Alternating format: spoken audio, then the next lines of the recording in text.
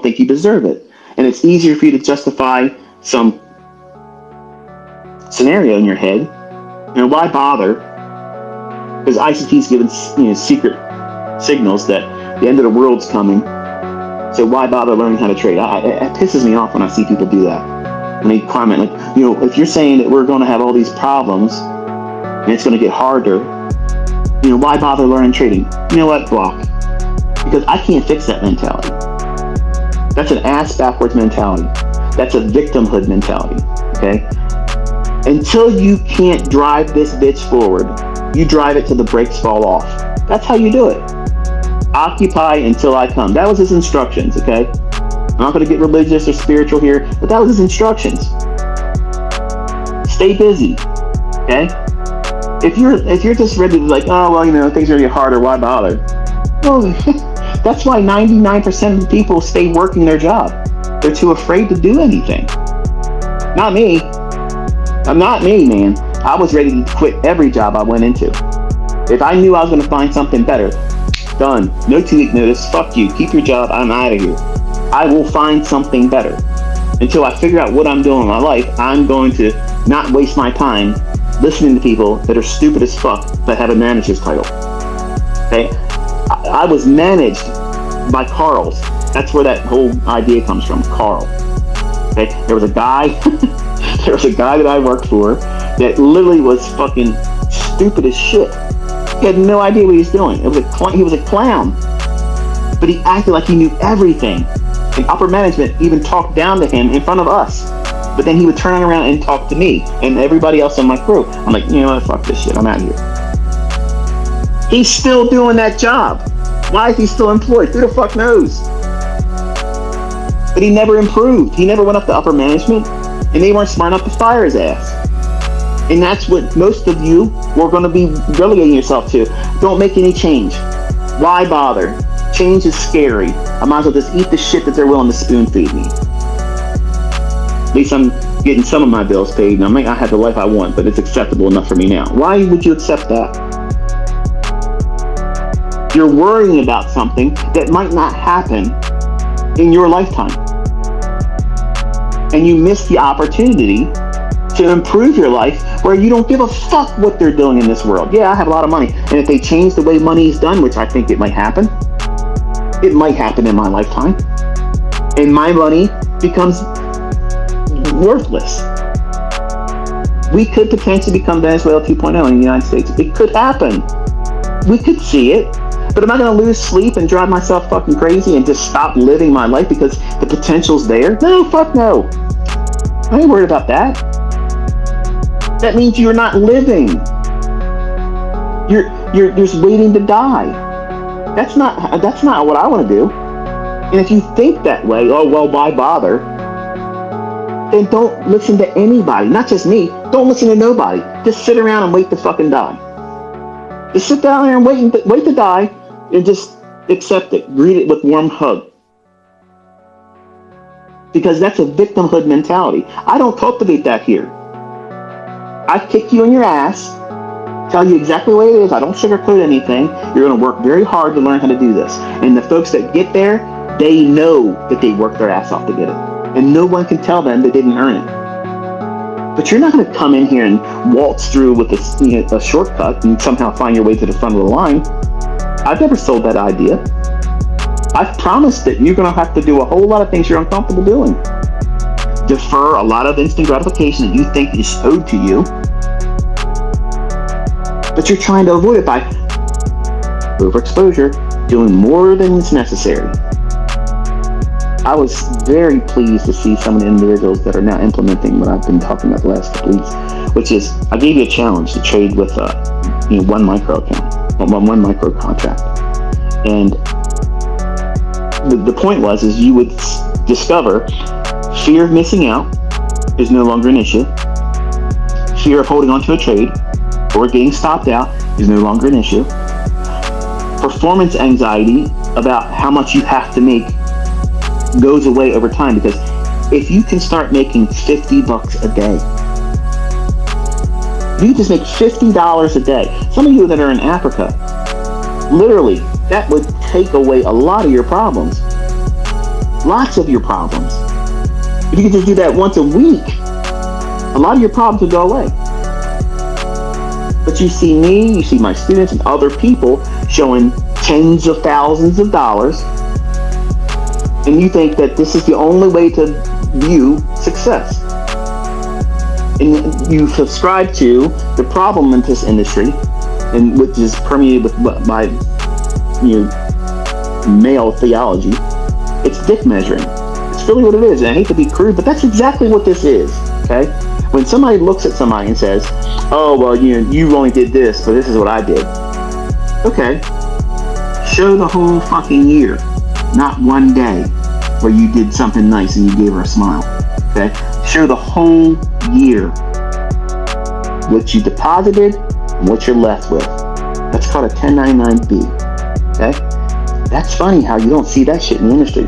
But they want to show you a screenshot on MT4 or show you one broker statement that's 3 pages long, which means they over fucking traded and only made 60 fucking bucks on average per contract. Yeah, that's anemic.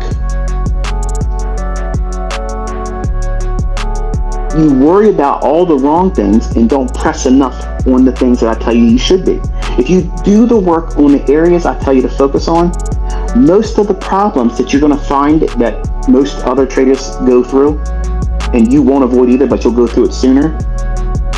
It'll be less painful, but it still has to be done. If you do the things I tell you to do and avoid the things I tell you to avoid, you'll get through it sooner. But I'm not promising you speedily through it. But the shortest distance between one place to another is a straight line. And some of you want to do this roller coaster up and down and distraction, and then I'm going to try this. He's got something coming out next month. He's got a new model. I can't wait for his books because I'm going to drop everything I've learned so far and I'm going to do whatever he tells me in this book. Who's at fault when you don't get there? You. Whose credit is it when you get there? Yours. I'm just a conduit. I'm just the person that's relaying the information. But if you don't listen to good advice that's sound, I'm not telling you to go out there and risk money. I'm telling you, these are times when I'm not trying to do it with my own. What is that communicating? Does that communicate that this is going to be an easy market? ICT is going to just go out there and slap it around. He's going to come out here and just show this and show that and show this. No, I'm aware that this is going to be problematic. And if given to my own devices, I'm prone to show humanity that I exposed myself in as a 20-year-old, where I'm frail and I will get angry if I do it wrong. I'll want to do it again. So I spent time over the last 30 years identifying where those circumstances manifested itself and what characteristics did it have that I can identify going into a new week or a new trading day, where I can anticipate this unfolding again so I can avoid it. If there's a pitfall there, if there's a snare or quicksand, something that's going to cause me to stumble, I want to know about it in advance. I don't want to blindly walk into a dark room with sharp objects pointing at me and run into it full steam. And that's exactly what some of you are wanting to do. And then surprised why you got your ass impaled. I don't know how that happened. Good grief, man. I'm never going to win this stuff. It's rigged against me. None of this stuff works. ICT's a fraud. That's the short cycle of most of the people that come to me, and they don't do it right. They try to rush through it, and that's the common consensus at the end. When they've done everything wrong, and they didn't do the things I told them to focus on. But it's interesting when the folks that put the work in, the real work is for you to stay diligent, doing the things I tell you to focus on. Because once you get that data behind you, and you have all of this exposure to looking for it in old data, where you can't weigh it out, where it's a report card for you as a pass or fail, a profit or a loss. It's you conditioning yourself, seeing something. That repetition of looking at it, this is what it looks like in hindsight, over and over and over again. And the first time I ever mentioned the fair value gap, you didn't understand it. You're thinking, what makes that a fair value gap? Like, it wasn't easy to see it, even though it is the easiest visual representation of a PD array. It's the easiest thing to see. But now, by contrast, you look at a chart, and someone's chart gets put up on social media, or you watch another YouTuber that doesn't do anything that we do, and they're looking at charts, and they point up the chart, and they have whatever the fuck they put on their chart. It could be indicators, no indicators, it doesn't matter. But your eye will immediately jump right to that fair value gap. And it's amazing how they don't even fucking talk about it. And there's a trade right when it trades into it. They don't talk about it. It starts moving, and then they say, wow, this is a nice run right there. Look at that big rip right there. But you saw that coming. How did that happen? By conditioning yourself, looking at old data, back testing, studying it, logging it, journaling it, annotating it. That way it means something to you. And you sugarcoat it with commentary like you saw it live. You're training your subconscious. You're tricking your brain as a pseudo experience, as a moment or a memory that did not physically happen, but you're basically, it's like a self hypnosis. Exactly what it is. You're conditioning your subconscious to see that as a memory that you experienced real time, and you're shielding all the negative, and you're sugarcoating it with your commentary. And you do this every day for months. By default, when you're watching real-time price action and you're tape reading, it means you're not pressing a demo, you're not doing a combine challenge, you're not pressing a button with a live account, you're not trading a funded account. You're just simply observing price action, and you're watching it, and you're seeing, does it behave like you would expect? But there's no monetary result that's going to be detrimental or impactful in a positive sense at all, because you're not pressing the button. You will start seeing that you can read the price action real time. You need to do that for months. Once you're consistently able to do that, unless you can do that part and you can see what these moves are going to do, and you can see when price runs begin, where it should not go past this point at this point here, and it should reach up here, why the fuck are you touching a demo account? If you can't do that, why are you, don't even reset the account. Don't touch it. The only thing that demo account's going to do is cause you to believe that you're ready to do something that you're not. And you're going to have selective memory about all the times that you didn't do it right. And there's 2 or 3 times where it made $50,000 with a 50 lot on gold, and you took 16 entries. Don't even know why the fuck you did it, but they're only off by 1 tick.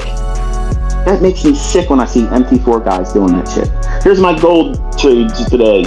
50 lots, and look at their entry prices. They're off by 1 tick. That means they're just doing a whole bunch of shit. They're shotgunning it. Boom, boom, boom, boom, boom, boom, boom, boom, boom. No logic being employed. And they're getting out just a couple points. But they're so fucking over leveraged, and they're doing all these multiple entries.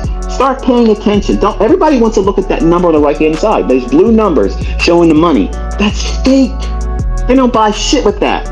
They're not paying taxes on that. But that gives them a rise. It makes them feel good because someone gives them a like, and now they got a dopamine hit. That's what they're trading that demo account for, because they don't have any fucking skill. They ain't going to make any money off of it. They are getting the reaction that makes them feel significant on social media. These are social media people. They're not traders. They're getting their scratch and itch off of that interaction. And you're being inspired thinking, wow, if I could just do that, but they're not doing anything. And you avoid the real work that's required to make those real numbers, where you can withdraw that kind of fucking money and spend it. Make a change in your life, impact your family tree, start doing things on a positive. But you're not going to get there overnight. And you're going to have times in the market where it kicks your fucking ass. And you got to go home with whelps, bruises, contusions, concussions maybe. And when you blow your account, it just puts you in a coma. That's all, until you get enough more scratch to get in there and reset that account and re-up it again. It's just a fucking trading coma. Not every coma is terminal. Until you get the scratch to put back in your account, then you're in a coma. But people that want to trade, blowing an account ain't going to stop that. They have a tenacious spirit within them, and it's required. Not required that you blow your account or accounts, but the tenacity to know that even if you fuck it up, even if you do something wrong, and you habitually do it wrong in the beginning, that's not a terminal outcome for you as a trader. It just means that you have a lot of opportunity to fix. But so many of you are walking around with your hands like blinders on, pretending that you're not doing those things to yourself. And you're only focusing on the good stuff. But you're not identifying the areas to improve on. When you journal, you sugarcoat yourself. But you have to be conscious to the things that you're repeating that are problematic. You don't record those negatively in your journal. You make observations and you work towards removing the opportunities for those things to be invited into your trading or your progress. While you're going through the motions of learning how to trade, you want to keep the stimuli at a minimum.